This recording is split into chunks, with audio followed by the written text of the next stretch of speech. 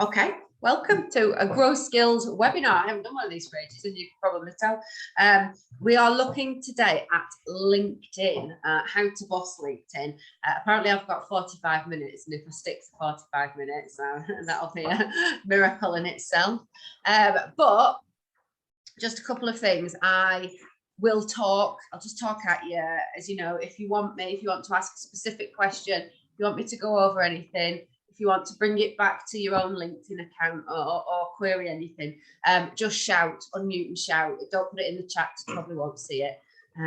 So just stop me. Just share my screen. And you all see. I'm not talking. You are, okay. Are they talking to you? Right, LinkedIn we're looking at today. LinkedIn is one of those social media channels that I have a little bit of a love-hate relationship with, and I know that I should use it, and I know that I should be better at it, but I get quite cross with LinkedIn, and I struggle with it sometimes, with the nature of what is on LinkedIn. But the thing about it is, if you can harness it, it can be really, really powerful. And I will explain why. So, you know, why does social media matter? Why does LinkedIn matter if we're talking about kind of growing traffic to your website and things? It is a source of traffic. So whilst the Google search engines can't actually get inside the social media platforms and search specifically what's going on, they do know that you are on there. They know that your business has a presence on social media, Facebook, LinkedIn, Twitter. They know that you as a person have a profile on there. If you Google yourself, your LinkedIn and your Twitter profiles, if you have them, will likely be the top 2 results that come up, because Google and Bing know that obviously you're on there and you have a profile. So for one thing, just by having profiles on all of the different social media accounts, it adds to your credibility. If somebody, you know, if you meet somebody at a networking meeting, or you go to a lead meeting or something, and somebody goes away and they Google you, the fact that you then come up with, yes, they're on LinkedIn, yes, they've got a Twitter profile, all of that gives you that credibility and that authority, so that people know that you're a real business, you're a real person, you know, you're not just there as a con artist. The other thing is that they can measure people who come off the platforms. By they, I mean search engine algorithms. They can measure when people come off those platforms onto your website. So as I say, they don't necessarily know what's going on in it, but they know when people leave and go through to your website. It's one of your traffic acquisition channels. And I'll talk a bit more about that in a second. The benefit of it as well, though, of social media traffic, is that when people land on your website from social media, they're not cold. When they're landing on your website from Google, because they've done a random search for, you know, best shampoo or whatever, they've never heard of you as a company, probably never heard of you as a company. They're not aware of you, who you are. They're starting that journey right at the beginning of that buyer journey. Completely cold prospect. Whereas if somebody is coming onto your website from a social media platform, particularly LinkedIn, they are much more further along that journey. They know you. They've been a connection of yours already. They know what you do. They know about your business. They've seen some of your postings. So they're much further along that buyer journey, that probably by the time that they make you switch from social media to your website, they're pretty near that buyer stage. So they are much more likely to be engaged traffic. They're much more likely to convert. And you can see that when you look in your Google Analytics, which you should all be looking in your analytics all the time, because analytics is wonderful. But when you look here at, these are the different channels. This is a snapshot taken from the tab along the left that is traffic acquisition channels. So it's where is your traffic coming from? And you can see here it's got email, so that's your email newsletter. Other, it doesn't know what it is. Paid search, that'll be PPC, or display advertising or whatever. Social media. Referral is any website that isn't Google or isn't social media. So if you've got a link on another website, it's coming through. Direct is somebody who's typed your name in. Organic search is somebody who's looking for your products or services. So there's all of these different types of channel. But what you can see when you look at your social channel, and I can't tab through because this is just an image, unfortunately, but it's much more engaged. When they have more pages per session, so they browse more. They have a longer average session duration, so they stay more, and they have a lower bounce rate, so they don't come onto your website and immediately leave. And that's because they are much more engaged. Your goal conversions, you can set up your goal conversions as well, and you'll see that they will tend to have a reasonably high conversion rate because, as I've just said, you know, they are not a cold prospect. They know you, they know about you, so they're landing on you. Right, why does this matter in terms of LinkedIn? Well, obviously, as we'll go on to say, one of the benefits about LinkedIn above any other social media channel is that you are demonstrating your expertise. You're talking specifically about what your business does and your products and services. So again, that traffic, those visitors that come from LinkedIn onto your website, they are going to be so much more aware of you, and therefore that traffic is much more useful to you in lots of different ways. So what is LinkedIn at its heart? You know, as I said, LinkedIn is a little bit of a sycophantic hellhole at times. It seems to be quite a lot of people just shouting about how amazing they are and how brilliant they are, and that's fine. You know, it's fine to do that, but there's also a balance that needs to be struck that makes you tolerable, essentially, because you wouldn't behave like that if you walked into a networking meeting. So, but it is the most B2B of all the social networks. It was specifically set up to be the business-to-business network. It was set up shortly after Facebook, and actually only very shortly after Facebook. It's one of the oldest ones going. It's been around a long time, hasn't it? But it was set up to where Facebook is mainly sort of social. It's all about looking at photos of your family and your friends, people, you know. LinkedIn was set up to be a sort of CV website. It was mainly a sort of jobs listings and a recruitment tool. And then what they realized was that actually people quite liked, you know, talking about themselves and showing off in a business setting as opposed to a social setting. And it developed much more into that business-led social platform, but it is still a social platform, and this is one of the key things you must remember about LinkedIn. Yes, it's the B2B network. Yes, it's where people are professional and all the rest of it, but it is still social media. It's still where people go to waste a little bit of time, or to do a bit of spying on the competitors, or to find out what people in their networks are up to and all the rest of it. So it's really important that you remember that those dual aspects of it. It's mainly where users go to grow their business network. So as I said, it initially started as a recruitment tool. It is now about networking. And if you do offline networking, then you think of LinkedIn as your online network. It's where you are able to network to spread that networking net a little bit wider, reach a slightly wider audience, you know, people in your business sector or industry, but much further afield in other countries, you know. And the beauty of LinkedIn as well, it does enable you to start conversations with people who might be really high up in your industry. Twitter's good for this as well. But you have the potential, if you're using the right hashtags and creating the right content and what have you, you have the potential to get your content noticed by your industry thought leaders, or the people that you respect in your sector or whatever. And that's a really good way of networking. Obviously, you pay thousands to do that in real life, to go and meet them in that way. So it can be quite effective at that.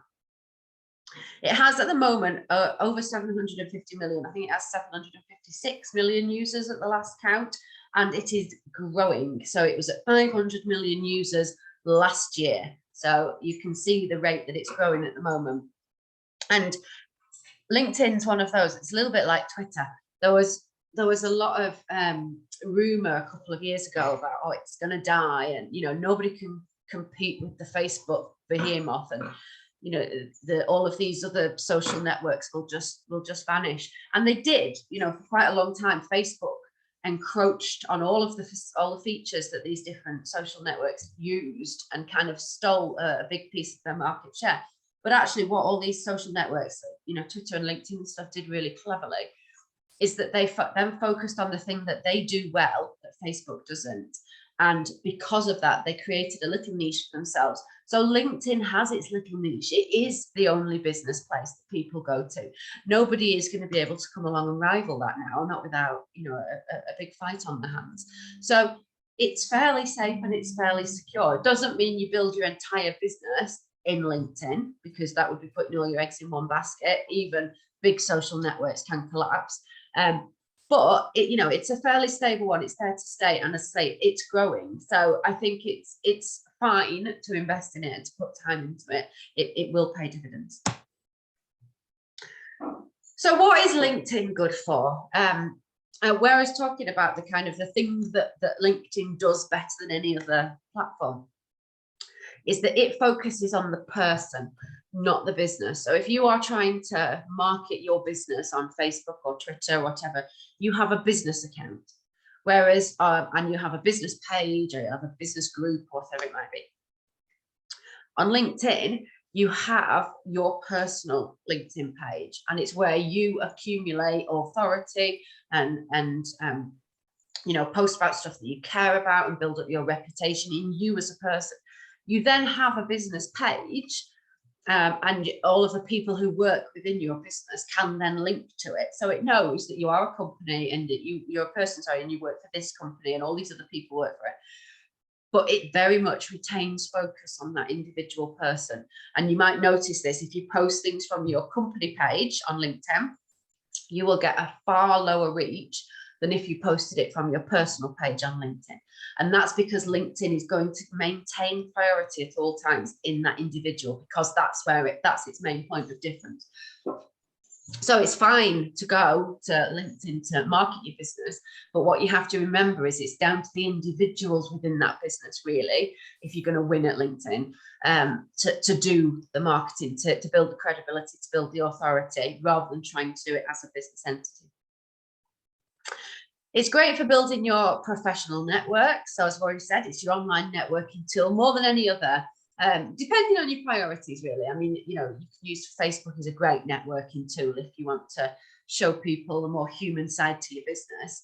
But this one is LinkedIn is very, very much built to be the online networking. So the rules of business networking meetings apply on LinkedIn. You know, don't immediately walk up to somebody and start a sales conversation.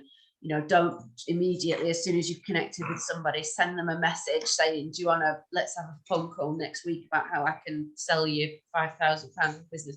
It's rude. It's not going to work. So think of those, the way that you would behave in an in-person networking meeting. Behave like that on LinkedIn, and it will work.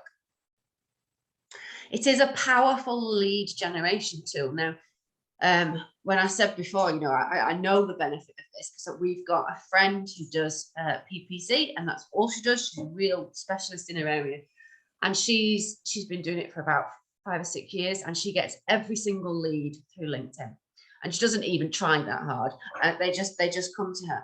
If you are in a particularly niche setting, it can be a really powerful lead generation tool, because the people who are looking to buy products and services are on LinkedIn, and they're on LinkedIn looking to buy.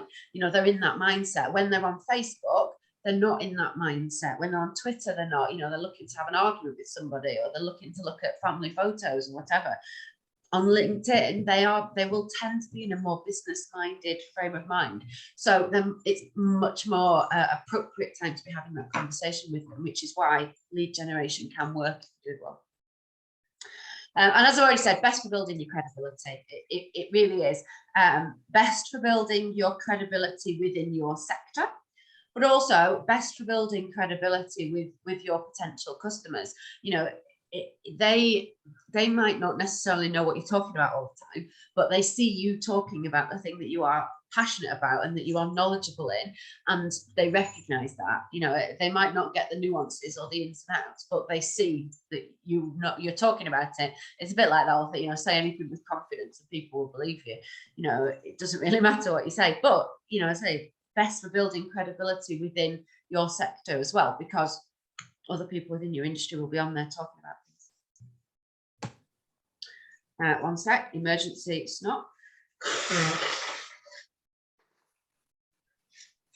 probably mute when I do that, shouldn't I? Right, so who is on LinkedIn? It's really interesting when you look at these demographics of who is using social media. Well, I think it's interesting, but I'm quite geeky. This has changed quite a lot for LinkedIn in recent years. When LinkedIn first started, it was very much middle-aged white men, essentially. That's who was on LinkedIn. And if you were a woman, you wanted to go to Pinterest or Facebook or Instagram. And if you were young, you were on Twitter and TikTok and what have you. Sorry. But the demographics on LinkedIn have got much younger, much more diverse in recent years. And I think that does just show you that thing about LinkedIn has a niche and it's serving a specific purpose that no other social network has. And because of that, people are using it, and more people in business are starting to use it. So 60% of users are aged 25 to 35. Lots of people are split all over the world on LinkedIn. There's it used to be that most of the people were in America. And so if you wanted to start doing business in America, you had to be on LinkedIn. There's now a big cohort, still a big cohort in America, but there's a big cohort in India and the Middle East have got on LinkedIn recently. A lot of people from kind of Russia and Eastern Europe, they're getting big on LinkedIn now. But also loads of people from Britain and Ireland are on LinkedIn. So it's a real kind of demographic mix. And if you do want to, as I say, get yourself known, get your business known, grow your audience to a slightly further reach you want, if you do run a business that can operate across boundaries, LinkedIn is a really good place to reach that, because it would cost you a fortune if you were doing that in the old-fashioned advertising way. So it's useful. 50% of internet users with a degree or a degree level education or above use LinkedIn, which I think is a really interesting statistic. And I mean, it is a little bit elitist, perhaps sometimes, LinkedIn, because of that. But the decision makers are on LinkedIn, basically. When you look at the demographics of who is using it, it's not really, there's no nice way of saying this. It's not like your admin people or your lower rung salespeople that are using LinkedIn. It is people at that management level. It's the decision makers within businesses that are on there that are using it. And if you look at the people who are really good at LinkedIn, who have really big followings on there, they will be CEOs of quite big companies. That's how they amass that level of following. But they're not the post boy or whatever. They are the big people within businesses. So it's really interesting. Is to say it's quite a powerful way to access that level and to have conversations at that level. 90% of people on LinkedIn count themselves as professional. Now, I mean, that could mean anything really, doesn't it? But again, I do think it's interesting when you look at who uses LinkedIn. And I mean, you can just do this amongst people that ask people. It will be people who are in business. It will be people who are in quite higher levels of management, and so again, if that's who you need to talk to, that's where LinkedIn is where you need to be having that conversation. So who is LinkedIn for? B2B businesses, obviously, service-led businesses. That's not to say that B2C businesses can't do well on LinkedIn. I have seen it. I've seen people who have a product to sell and they sell direct to customers. I've seen them do well on LinkedIn, but it's harder. It takes quite an intelligent, disruptive sort of campaign in order to do it. But if businesses are your audience, then yeah, perfect. Service-led businesses, again, because if people are on LinkedIn looking for services more than they are on LinkedIn looking for products, so it tends to work better that way. Niche businesses do really well on LinkedIn, and the reason for that is if you are a really specialist business that offers a really specialist service, it's really hard to explain that to people using traditional sort of marketing and advertising methods. Whereas on LinkedIn, you've got that time and energy to put a campaign together, a content marketing campaign, to just talk about consistently, this is what we do and this is who we talk to and blah, blah. And you manage to have that conversation over quite a long period of time and then explain what it is that you're doing. We had a company that we were working with for a couple of years, and they did mental health recruitment to the financial sector. So essentially you had to want to work in financial services in London, and you had to have had a mental breakdown, and you had to be looking for a new job. And that was literally all that they would do. That they were the only people they would work with. But they did really well on LinkedIn because they could be having those conversations and using those hashtags and creating those types of posts that spoke directly to those people and those people only. So if you are quite a niche or a new business, if you've got quite a new idea around what you do, you can fly on LinkedIn. And companies looking to grow, obviously, it can, as I said, be a lead gen tool. It can be a direct sales tool if needs be. But I think the other one is companies looking to recruit and network.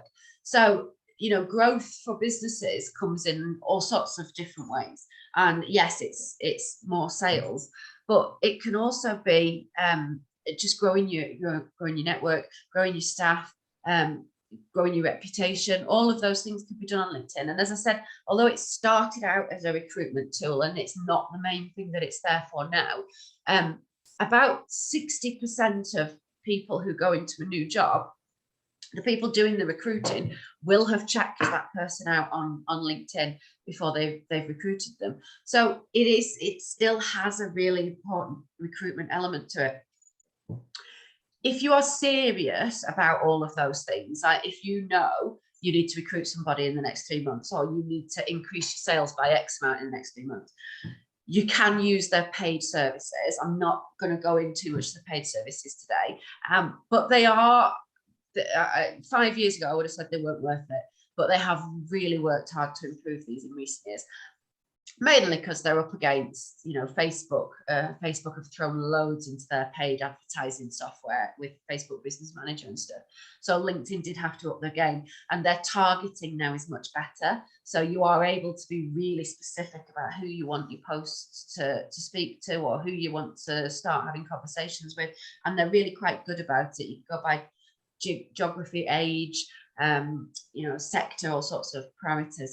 But yeah, if you really have a short time frame and you need to do it, it is worth looking at upgrading and having a paid option. But otherwise, if you just have these sort of general goals, you can do all of this organically. Any questions before I keep running on? I'm just going to do No, thank you.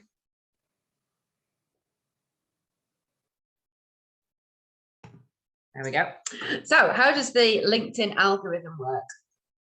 I know not everybody loves algorithms, so I won't go on about this for too long. But it used to just be chronological, same as all the algorithms were. If you went on LinkedIn, you would just see everything in the order that it had been posted by people you were connected with. And it quickly became overwhelming for people.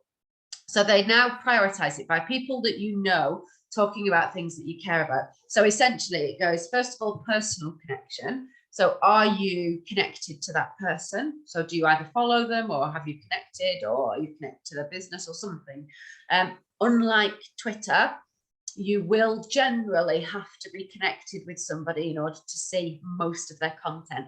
If you have a post that does go viral, then yes, it will be seen by people who are not necessarily in your network. It will basically be shown to somebody that they'll like it, and then somebody that they know will be shown it as well. So, but not a lot of posts go. I mean, when we say going viral, you need kind of 500 likes and upwards really for that to happen. So most people don't reach that. So most of the time, the content that you put out will be seen, first of all, by people who you are connected to. Then it will look at, are they going to be interested in it? So is the person who's about to see it, is this the type of thing that they usually look at? And you'll see this in your own feed. Very quickly, you will start to get in a little bubble, in a little, what do they call it? Echo chamber, that's it. You start to enter your own little echo chamber. because the algorithms are trained to show you things that they think you are interested in. And so they will do that with people. And I've seen this in action. I know when I put a post up, I will tend now to put a little headline at the top of the post that will say, you know, this is a post about SEO, or this is a post about keywords. And I know as soon as I do that, you know, the algorithm shows it to those people who are interested in that. So straight away I'll start to see other people who are in SEO will start to like and comment or whatever on things. So you can kind of short circuit that in a way by doing that. But it will, there's upsides and downsides to that. Obviously, as I say, very quickly you end up in an echo chamber. So if you want to change your own LinkedIn feed, then you can start just search for some hashtags about different things, and it will start to switch your feed up a bit. And then the third thing is engagement probability. So are they likely to engage with it? And this is really important because people who don't go on that, you know, social media platforms only make money off you if you are on that social media platform. So they will prioritize users that are frequently on there, frequently liking, frequently commenting, all the rest of it. If you're one of these lurkers, if you just tend to go on every now and again and you don't really engage much, you know, you like the odd post or whatever, again, what you'll start to see with your feed is that it becomes very samey very quickly, because the algorithms they don't really know what to do with you. They don't really know what to show you. They don't know what you like. So you just see the same content by the same 5 or 6 people over and over again. So again, you can change that. The power is within you. But the upshot of that, if you are the person posting, is that people that aren't very engaged aren't likely to see your content. So you need to think about that when you are creating content from a business point of view for LinkedIn. You need to think about, how can I make this engaging? How can I make it so that people are likely to respond? How can I make it so that it reaches those people that, you know, I've seen my post 3 times and already think they're seeing the same thing over and over again.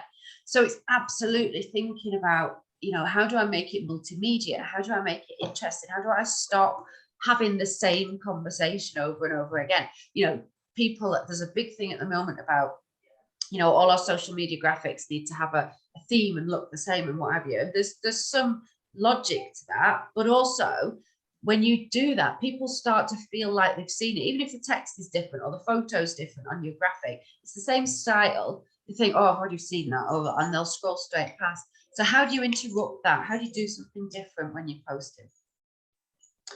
The other thing about LinkedIn is, sorry, relevancy trumps recency. And what that means is that posts have a really, really long lifespan. And I don't know if you've noticed this when you've looked in your own feed on LinkedIn. I see posts, sometimes they'll be 6, 7, 8 weeks old, but it'll come up in my feed because LinkedIn thinks I'm interested in it and I haven't seen it yet. And I think that's really important to remember. Whereas on Twitter or Facebook or whatever, posts could have, you know, on Twitter, a post has a lifespan of 18 minutes. Whereas on LinkedIn, you've potentially got weeks to go at something, which is why, you know, longer form posts work, which is why you don't need to post as often on LinkedIn. You've got a bit more leeway in that. And if the algorithm thinks that somebody is genuinely interested in it, you know, as I say, they might see it, even if they haven't been on for weeks, they might still see it. So how do you, thinking about, you know, how does that relate to your posting?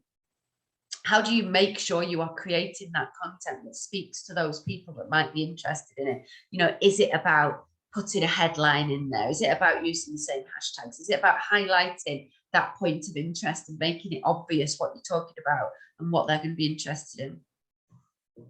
And the final one on there is generous to the average user. So LinkedIn realized a few years ago that a very small number of high profile people were being prioritized by the algorithms unintentionally. So Richard Branson is the main example. Every time he put something out, millions of people would see it and the average person wouldn't get any. So they are trying to work on that.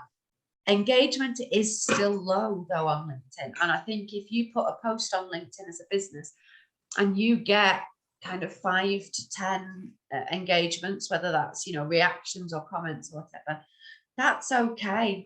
Most posts are not going to be going viral and getting thousands of likes. So again, it is about managing expectation on LinkedIn, that they are, as I say, trying to work on it and get it better. But just kind of bear in mind and be realistic about the level of engagement that you are likely to get. Any questions on how the algorithm works?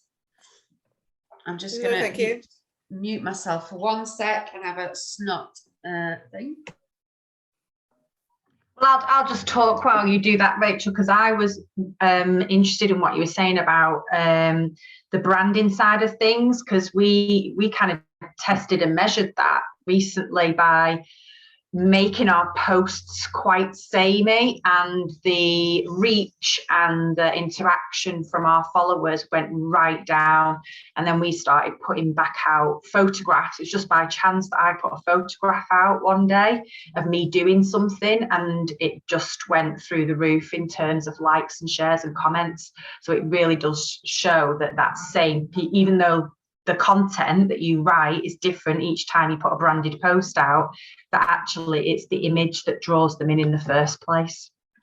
Yeah, and finding that balance is really hard. So you know, we have a client who they have a really powerful brand, and they're really proud of their brand, and they want everything that they put out to be branded. And so if we use it, even if we're putting a photo out, it has to go kind of within one of their branded frames. And I know myself, you know, when you're scrolling through a busy feed, you think your brain will just see the bulk of it. It doesn't register kind of the minor detail. And you think, oh, I've seen that. I've seen those colors. I've seen that graphic.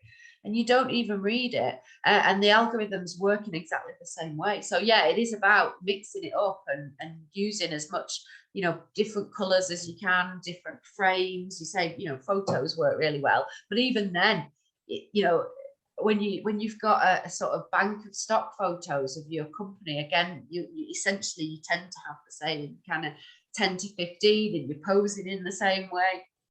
And again, very quickly people will become bored of those. So it's about how do you make it different, how do you make it unique. Okay, so what type of content works well on LinkedIn? I think there's a couple of statistics here about what people are looking for when they go on LinkedIn. And when you kind of compare, I know if anyone's done the social media marketing course that we do, we look at what type of content in terms of emotion do people share. And it's really interesting when you look at LinkedIn. This is why it tends to get that label of boring, if you like, because I think people go for the business and they miss the social, and they miss the sort of funner side of things. But so 6 out of 10 users are actively looking for industry insights on LinkedIn. So they're looking for that, you know, to go on LinkedIn to learn something.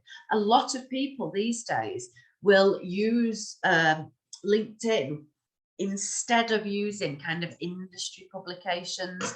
I don't know, you know, if you remember in the olden days, if you were in an industry, your trade magazine would come through the post once a month or whatever it was. And that's how you would learn about industry updates. You know, those businesses have mostly gone out of business now, or that they're sort of online blogging websites. So most people will use LinkedIn to find out about what's happening in their sector.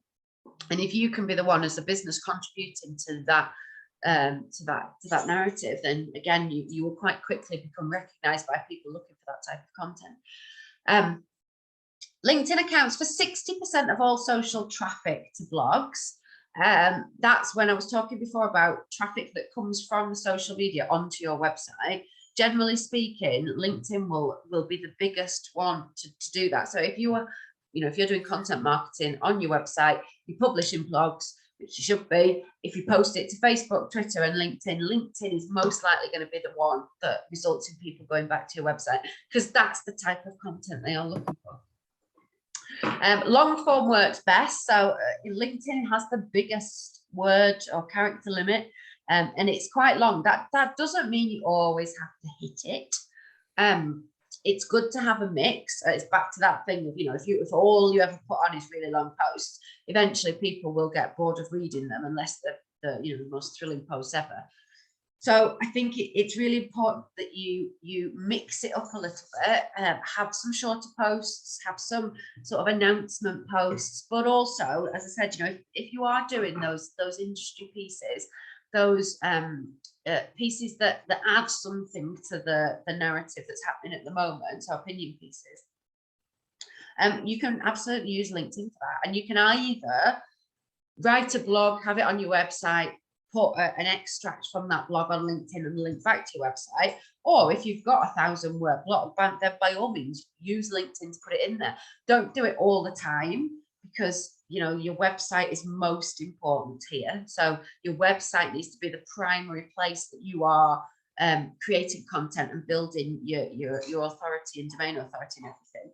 But you can use LinkedIn for those odd pieces, and I've seen it work really well where people will write essentially an introduction to a blog. If there's a specific meaty subject that's happened or changed to regulation or whatever, they'll do a kind of 800-word-ish post on LinkedIn, and then they'll write a blog that goes on the website and talks to it more. So there's different ways of doing it.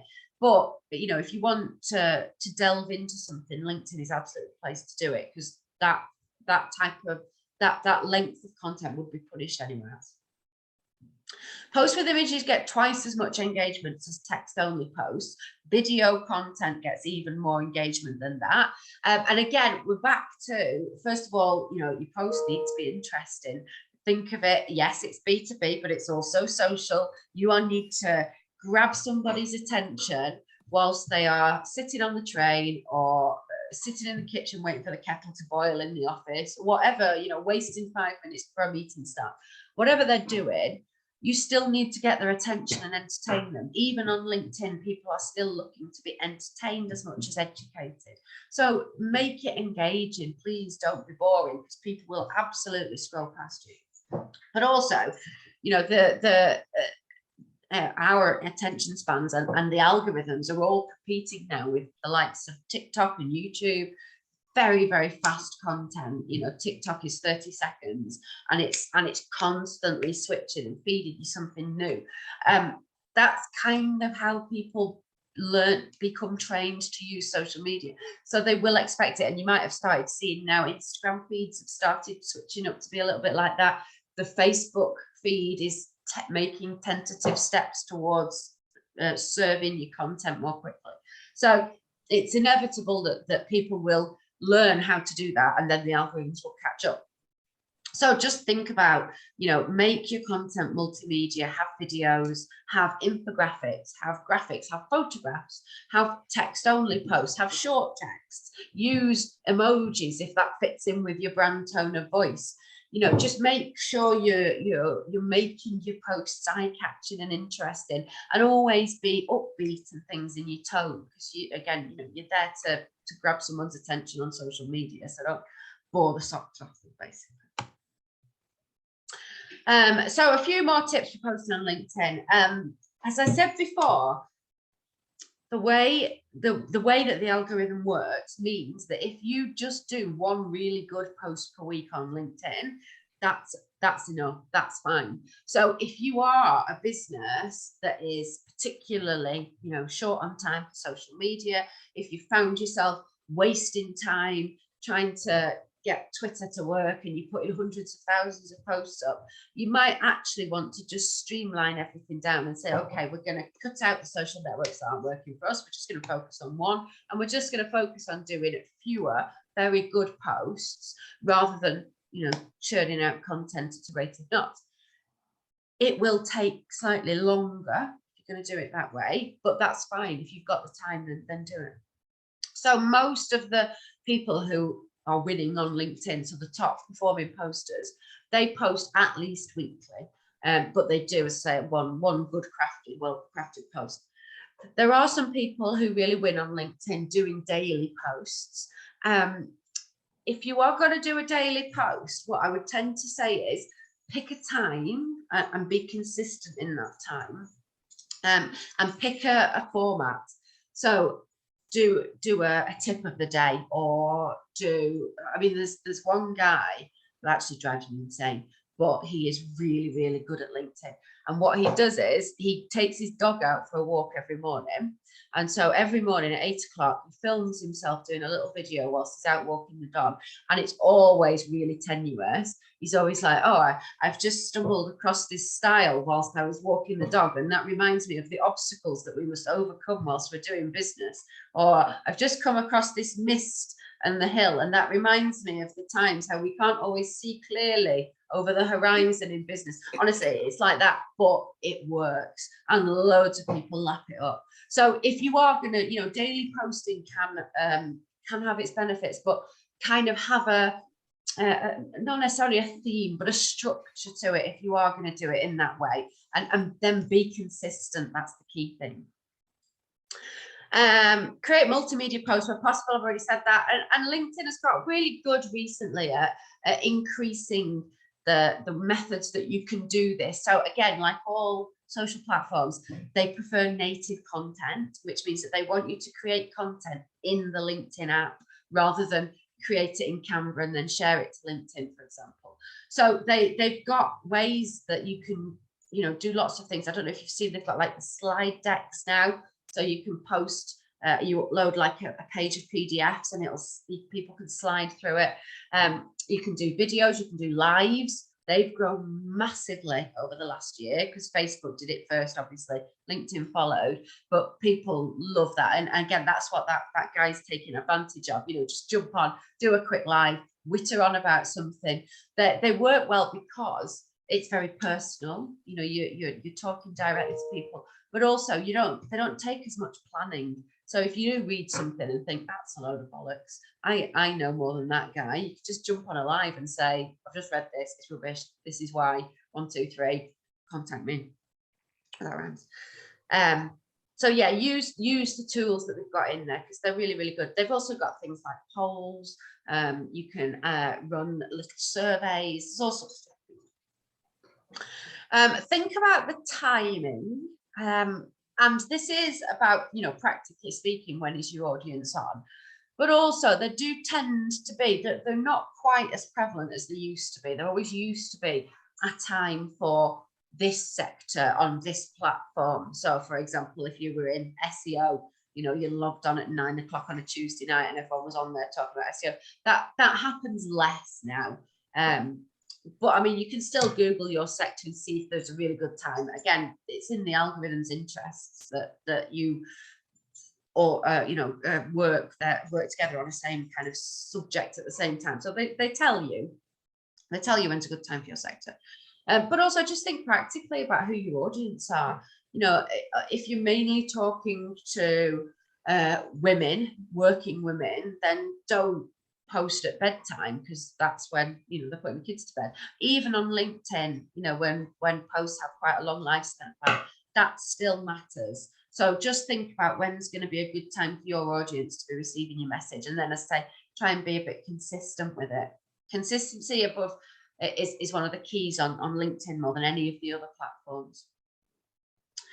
Use hashtags appropriately. So people get really worked up about hashtags, and hashtags have always been seen as primarily a Twitter thing, but they are really important on LinkedIn because again, it's how people search for content and it's how algorithms search for content. It's how, if you're fed up with seeing the same things in your newsfeed, just go and put some random hashtags in and see how it shapes your newsfeed up. So they are really useful. You can kind of put it, you can put it more on LinkedIn than you can on pretty much any other apart from Instagram. I tend to between kind of 3 and I think 10 is the maximum I've ever done. Any more than that, and you're starting to get a bit silly when you've just got hundreds of them listed at the bottom of your post. But if you've genuinely got that many, then stick them in there and be varied about your hashtags as well. Use hashtags for the thing that you're talking about. Use hashtags for the people that you want to talk to, and then just use some random ones if you can. Get a bit of a left field hashtag in there. Again, you will then reach out. Think about that. People talking about things you care about. If you hashtag your post with, I don't know, red shoes, even if you only very tentatively talked about red shoes, then you're going to get potentially reach somebody news, the news feed of somebody new. That's better, isn't it? So, you know, be a bit inventive with your hashtags. Be insightful and offer industry knowledge. And this sounds really obvious. You know, it's back to that thing that I was saying before. People go on LinkedIn to find industry insights, and people know that objectively, but they're still, and a lot of businesses are still in the mindset of, I don't want to give all my secrets away. I don't want to tell them everything. And you can't give all your secrets away in a LinkedIn post. You can't even do it in a month of LinkedIn posts. So it's fine. What you are doing is demonstrating that you know what you're talking about. Again, somebody who is your audience and not necessarily in your sector won't even understand the nuances of it anyway. They just are impressed that you know what you're talking about, even if you don't. So offer that. Be genuinely helpful to people. If you have a particularly complex sector, maybe you can be the person that breaks things down and talks about them in a non-jargony way or whatever. But, you know, give away your knowledge to people, because that's what they're looking for on LinkedIn. And finally, link back to your website, which sounds really obvious, but again, people always forget to do it. You should be linking in your bio when you're doing your LinkedIn you know, bio, and you should have a company page. All of it should be set up properly. It should all link back to your website, obviously. But again, back to that, LinkedIn traffic to your website is one of the best traffic acquisition channels ever, because these are people who are, you know, they've found out about your business and they are really engaged and they know who you are, and they're going onto your website. They're practically almost sold. So make sure you are peppering those links back to your website at various points, and send people to different points of your website as well. So obviously, if you're posting about a blog post, link to that blog post. It is also still better to put the link in comments for the time being. The algorithms are sussing that out. They're not idiots. Also not sentient, but you know, the people who design algorithms aren't idiots. So they know that we're all putting our link in comments. But for the time being, it does tend to work better than putting the link in the main body of the text, because algorithms don't want you to take people off their platforms. That's why. So put your link in comments. But if you're talking about a product or a service that you do, if you're talking about some accreditation that you've just got, anything else, you know, send them to another logical page on your website. Just doesn't have to be on every post, but at least half of them include a link back to your website, so that you're harnessing that traffic and sending them somewhere logical to find out more information. And that is it. Have I done that on time? Oh, I thought I'd done it on time. I'm a few minutes over, but not massively over. That's okay, isn't it? Any questions on any of that? That's a whistle stop tour of LinkedIn, isn't it? No, that was really good, Rachel. Thank you. That's okay. Yeah, same here. That was really informative. Thank you. Good. I think the key thing to remember is, like any social platform, just try things. Don't be afraid to try things. If you know, if you get no reactions on something, somebody's not necessarily going to fall out with you because of that, you know, unless you've been, you know, praising Hitler or whatever. So just you know, roll with it. If you put something out and it's not got any reaction, just say, okay, what was wrong with that one? What can I do better? Was it not interesting enough? Was it not upbeat enough? Was the photo boring? You know, just play around with it and ask people as well. You can talk to people in real life and say, do you ever see my LinkedIn posts? Because probably if you're not getting engagement, they haven't. But then, you know, if they have, what can I do better about it? What you're not getting out of it? So, yeah. Trial and error, and an insights page is good as well. So that will, especially if you've got a business page, you can go on insights. It's not as good as Facebook's, so it doesn't give you, you know, best times and things. It doesn't give you that level of detail, but it gives you enough to start to see, you know, what types of posts people like, what times of day-ish, you know, morning. It gives you morning or afternoon, not specifics, but you know, what times of day, that kind of thing. So use those insights to learn as well. Magic, thank you. Okay, marvelous. If anyone has any questions afterwards, then obviously you can pop them in, email on all the Facebook group. And I think Hannah will send the recording of this video out as well. Thank you Thank you very much. See you You are later. very welcome. See you all soon. Bye. Bye. Bye.